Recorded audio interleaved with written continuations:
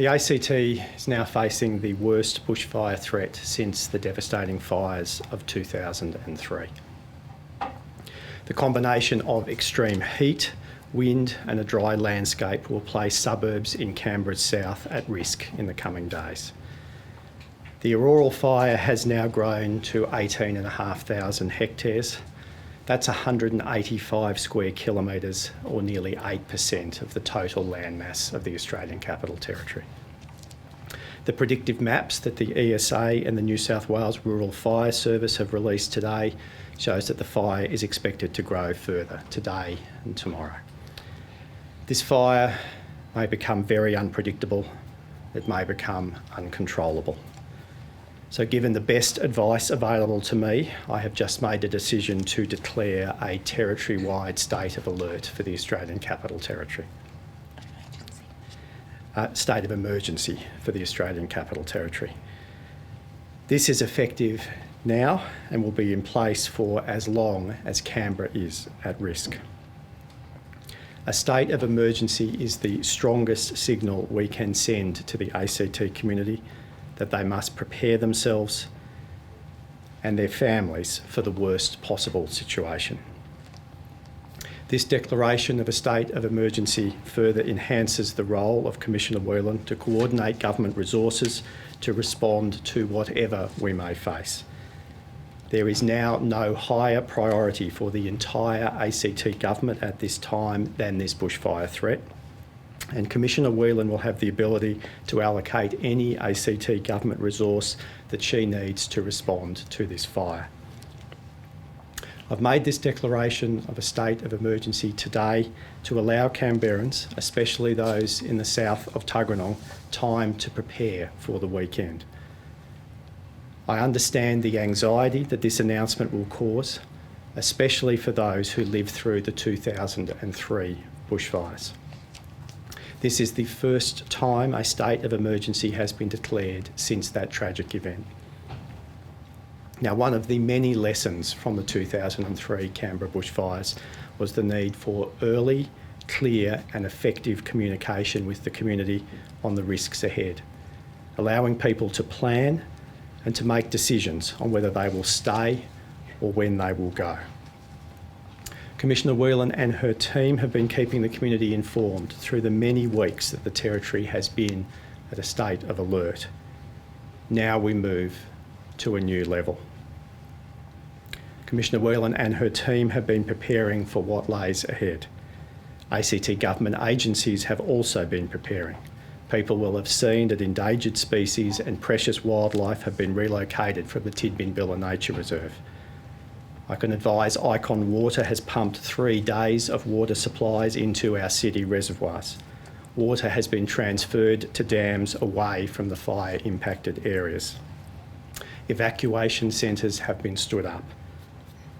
I want to reassure the community that I and all of the team here have full confidence in the ability of the Emergency Services Agency, ACT Police, the ACT, the Australian Defence Force and the ACT Government to protect lives, property and to support our community. But what we are now asking Canberrans to do is to support this work. We need people to remain alert, to be aware of the situation as it unfolds over the weekend, but most importantly to have a plan for their safety. The fire is at Watch and Act level. There is no immediate threat to property right now as we speak, but this is the best time to think about your movements and your plans in the days ahead.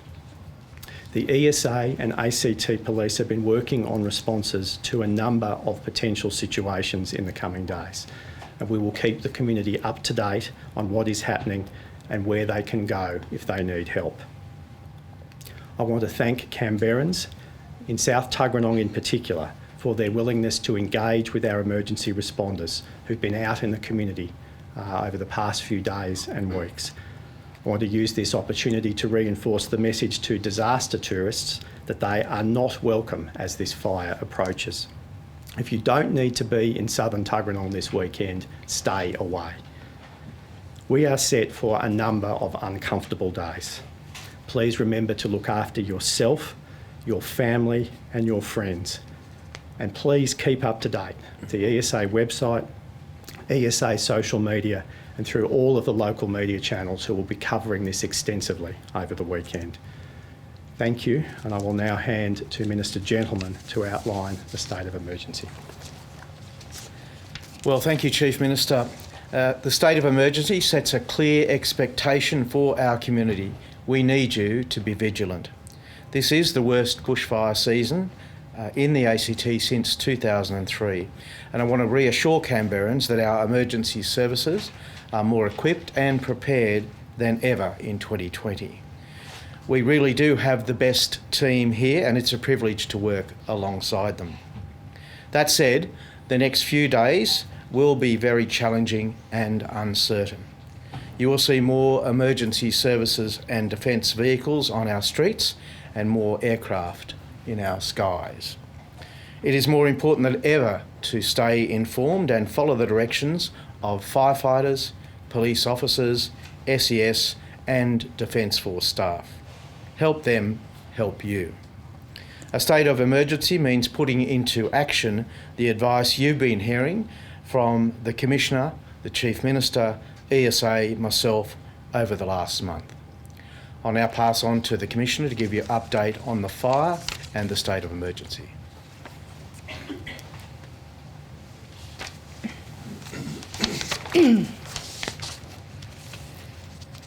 Thank you, Minister. Good afternoon, ACT. Earlier this morning, I published predictive modelling for potential fire behaviour in the ACT over the coming days. These visuals are available on the ESA website and our social media channel. The models show potential for fire impacts through ember attack into the southern ACT within the next 72 hours. We've been planning for our worst day, and if we get there, we have the support we need in the ESA from our Parks and Conservation Service, the Australian Defence Force, ACT Policing, interstate firefighters, and the whole of ACT Government. We are a team of teams working together to keep Canberra safe. This is part of the reason that we are declaring a state of emergency today. Over the next 72 hours, our community will be subject to possible road closures, evacuations, and any other action required to keep our community safe. This is as a consequence of the extreme bushfire and heatwave conditions that we may encounter. We are concerned that the conditions in the ACT will be the worst we have seen since 2003. And having learned from 2003, this is why we're having the discussion with you today.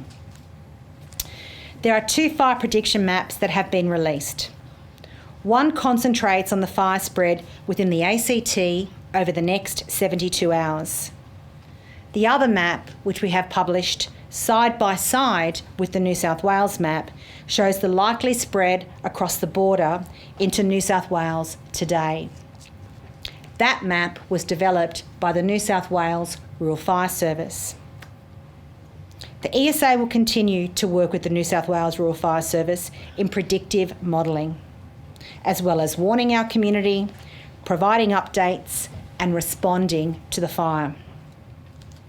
We know that fires don't respect borders, and that is why our organisations are working together at a strategic level to plan our response should this fire spread. Over the past few weeks, we've seen the Orroral Valley fire grow to more than 18,000 hectares. The ESA and the New South Wales Rural Fire Service have been planning and developing containment lines, undertaking fire suppression activities, and working with our communities to give you information so that you can make an informed decision. The fire activity is increasing. It has been unpredictable. It remains challenging. It is difficult to access. This fire could create its own weather system. If all of what I've just outlined occurs, there is a chance this fire could break containment lines at the Beaubien Road. And that is because ground crews only have access to approximately 1% of the current fire spread due to inaccessible terrain. We are relying on air assets. However, smoke is making it difficult for aircraft to fly in certain areas over the fire ground. Currently, the eastern edge of the fire, which is the closest to the ACT, is stable. But you have all observed this fire generate spot fires in the last 24 hours. We will keep you up to date via all of our social media channels and through our local media. We ask that you look out for each other and know what you will do if you are impacted by bushfire. I have 3 messages. My first message is, say no to disaster tourism. It is a danger to the individuals who undertake this activity, and it is a danger to the people of the ACT and my staff who are working tirelessly to respond to this crisis. Be prepared. We are providing information to the extent in which we are, not to paralyse the community with fear, but to motivate you to be prepared. My third message, thank you to the families, to the employers, to the community, to the ADF, to our international partners, to our interstate colleagues for the support you are providing the 2,000 men and women of the ACT Emergency Services Agency, of Parks and Conservation, of ACT Policing, who are on the ground today and will continue to work to keep Canberra safe. I'll now hand over to the Chief Police Officer, Ray Johnson. Thank you, Commissioner. A couple of points from me relative to the state of emergency. Under the state of emergency, the primary role of ACT Policing will be to support the Emergency Controller and the Emergency Services Agency. Police officers will be authorised to move vehicles on if they need to, particularly where they are blocking emergency service vehicles and evacuation routes. Police will be authorised to prevent people from entering an area where there is imminent threat to life and safety. While ACT Policing will prioritise the safety of people and property, I urge people to think of their own safety first. Don't go where you don't need to go. Don't go to suburbs close to the fire if you don't live there. You may wind up in the path of the fire, or things get worse and you may hinder evacuation efforts. Should evacuations happen, police will be there to help during and after the event. We will send additional resources to areas that have been evacuated to help protect homes. So as of this afternoon, we intend to increase patrols in the southern part of Canberra in any event as a result of the state of emergency to provide comfort to community and to ensure that where people might be considering either disaster tourism or anything else nefarious, that police will be on the scene and deal with that quickly and effectively.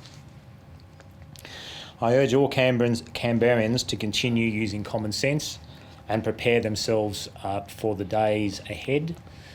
As I said yesterday, our evacuation planning depends very heavily on your evacuation planning.